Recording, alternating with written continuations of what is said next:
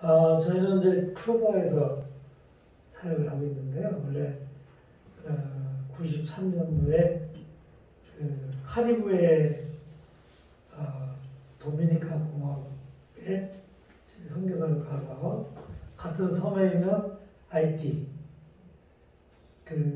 소식 많이 들으시죠? 2010년에 지진이 일어나서 한 번 지진에 30만 명이 죽었어요.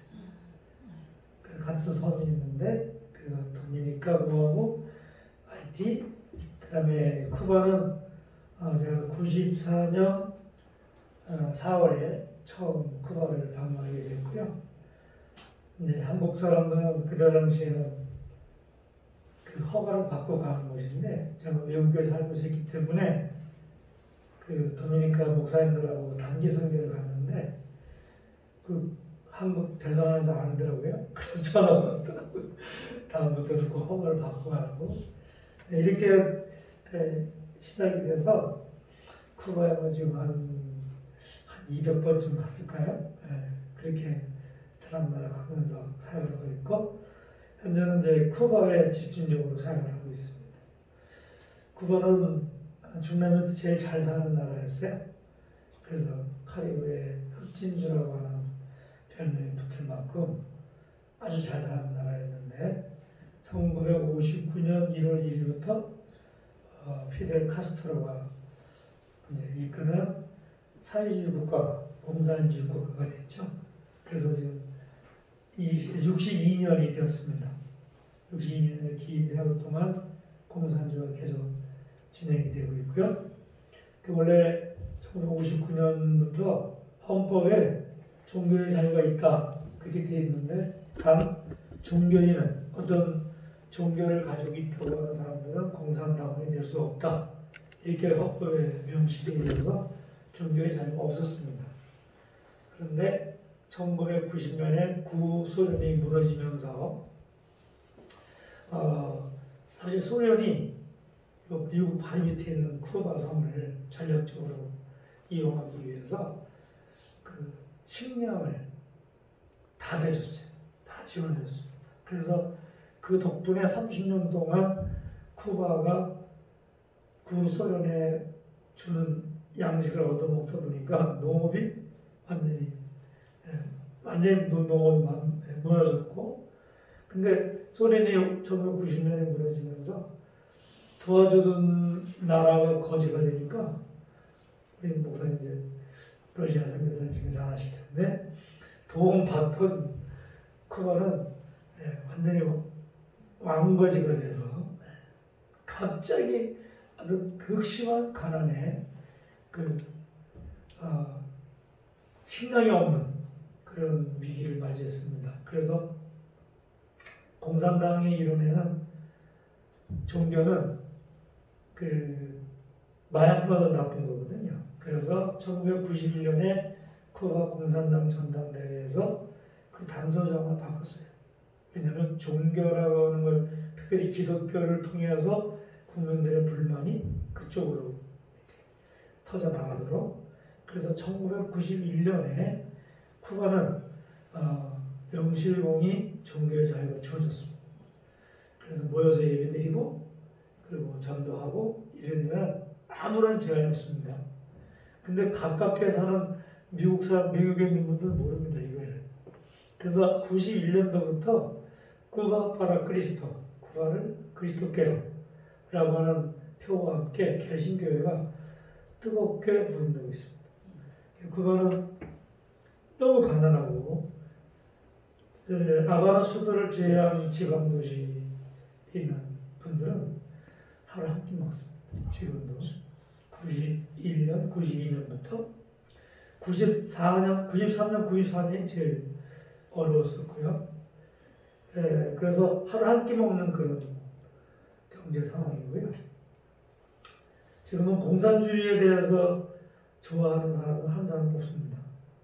저는 그 쿠바 가기 전에는 공산주의가 이념적인 어떤 그런 이념적으로 그런 걸 추구하는 걸 생각했는데 공산주의에 가서 살아보니까 공산주의는 이념 때문에 싸우는 게 아닙니다. 돈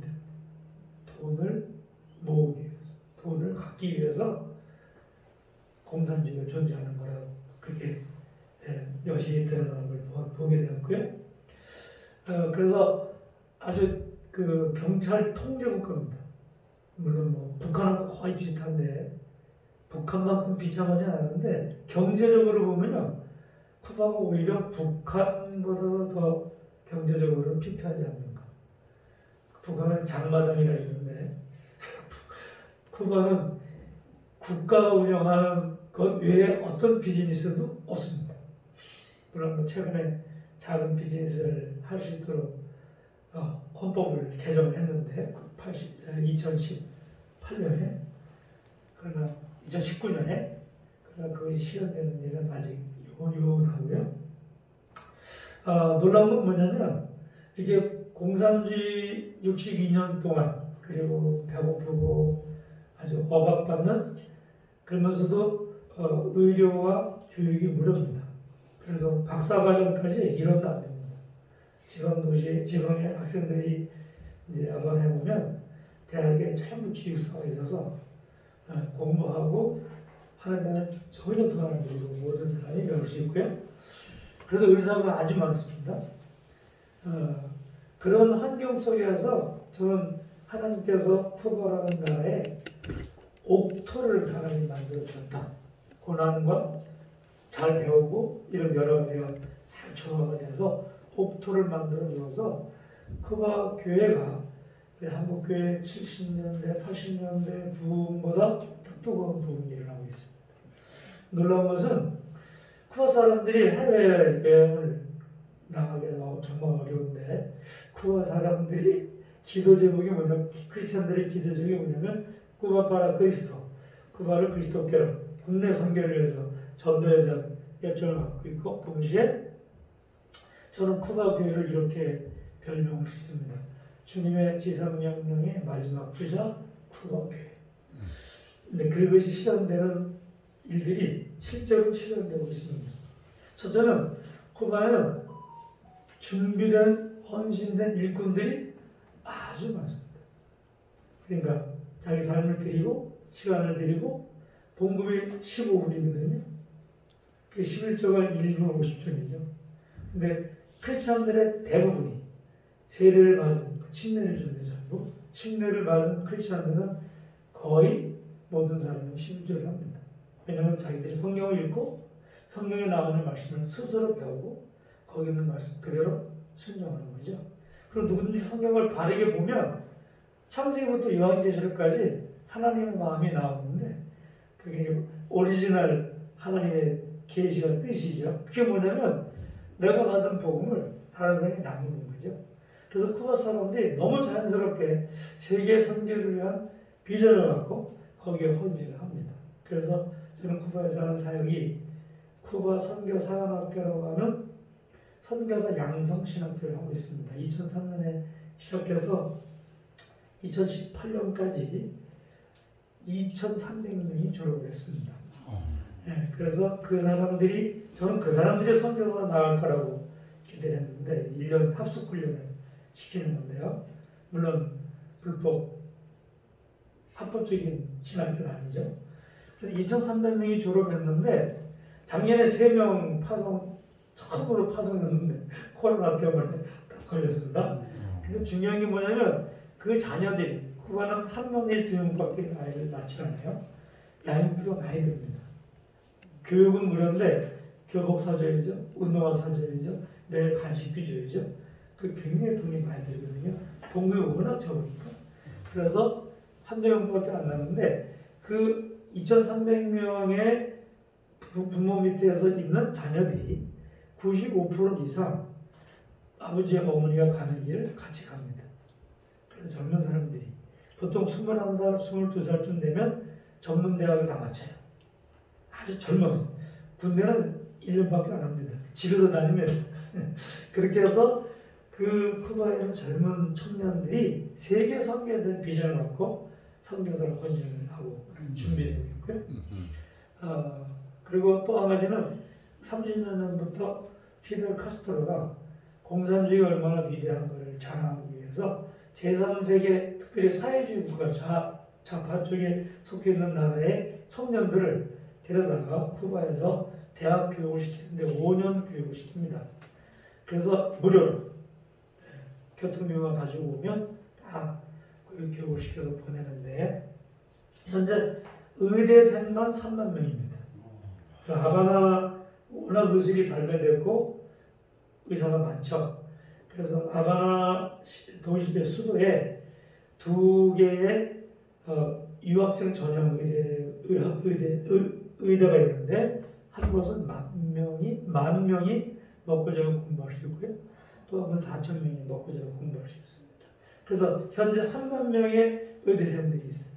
특별히 최근에는 아프리카 학생들이 많습니다. 그래서 아프리카 학생들 중에 어떤 유학원 5년 동안 유학원 사람들 중에 보통 한 90% 이상이 의대, 법대, 공대, 교육학, 스포츠 이런 걸 하거든요. 그래서 의대생이 제일 많습니다. 그러니까 아프리카에서 의대생만 약 2만 명이 돼요. 그래서 제가 10년 전부터 주력하는 사역은 그 아프리카에서 온 의대 유학생들을 수업에 없는 토요일과 주일날 데려다가 훈련을 시키는 겁니다. 그래서 5년 훈련 받고 그리고 자기 나라로 돌아갈 때는 의사, 평신도 의사 선교사가 가는 거죠. 전문인 선교사가 가는 겁니다. 한 예를 들어서 콩고에서 2,500명이 와서 공부하는데 90% 정도가 의대입니다. 근데 그 학생들이 이제 제가 같이 목회하고 있는 곳에 한 700명 들어가는 성전인데 거기에서 이 학생들이 토요일과 주일날 훈련을 받습니다. 그래서 자기가 이 사람들이 돌아갈 때 특별히 아프리카에서 온 의대생들은 쿠바에서 의대를 5년 마치고 인터레지던트 끝나고 전문의가 돼서 자기 나라로 돌아가는데 자기 나라에 가면 의사 시험이 면제됩니다. 왜냐하면 쿠바에서 공부하는 의술은 세계적인 수준이기 때문에. 그래서 이 사람들이 돌아가서 거기 자기 나라의 상위층 사람이 되는 거죠.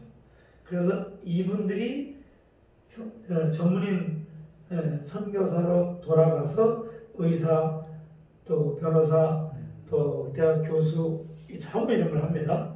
그렇게 가서 돌아가서 일을 할 때 저는 이제 그 사람들에게 어떻게 약속을 하냐면 한 달에 10만 원씩, 100불씩 3년을 지원해 주겠다. 이렇게 약속을 하고 훈련을 하고 있습니다. 그래서 쿠바가 60년이 넘는 공산주의 국가, 정말 가난한 나라, 약 마시는 사람은 없고요. 그 열대 지방에서 그렇긴 하지만 속옷을 못 입는 사람도 많습니다.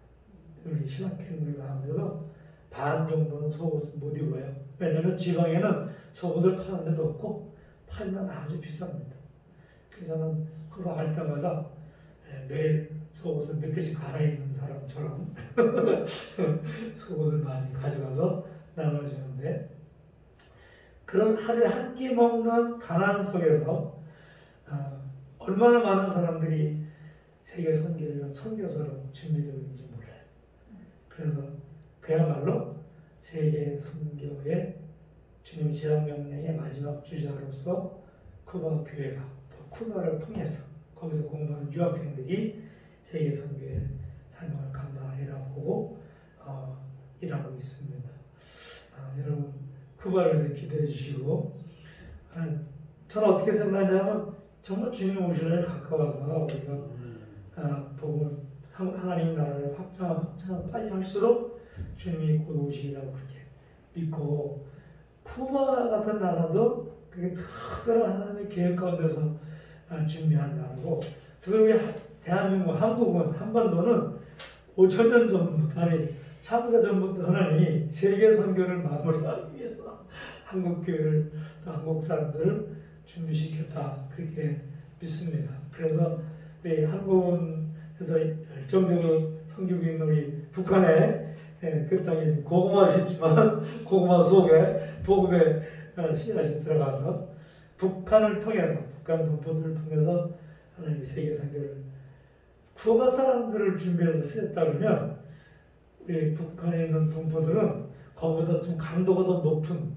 그런 훈련을 받은 민족이 아닌가 생각이 돼서 그야말로 가장 어려운 이슬람권, 공산권 뭐 이런 곳에 가서 합격한 공을 세울 수 있는, 영혼을 구원할 수 있는 것은 우리 북한 동포들이 아닌가 그렇게 생각이 들고, 쿠바에서도 사역자를 일어나고 또 우리 북한 동포들과 함께 일어나서 온 세계를 주의 복음으로 돕는 그런 날이 오는데 한국과 함께 아름답고 복되게 협력해서 일하기를 소원합니다. 감사합니다. 네.